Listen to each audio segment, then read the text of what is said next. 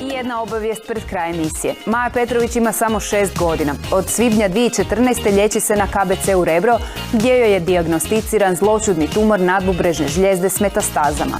Dirnuti pričom i Majinom velikom voljom za životom, odbojkaški klub Olimpik inicirao je i organizirao humanitarni događaj. Prihod od prodaje ulaznica za prvenstvenu utakmicu trećeg kola prve B odbojkaške lige između Olimpika i Karlovca donirat će se za Majino liječenje u Austriji.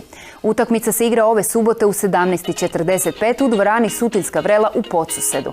Pozivamo sve ljude velikog srca da dođu na subotnju utakmicu i tako pomognu maloj Maji. Hvala što ste i danas bili uz nas.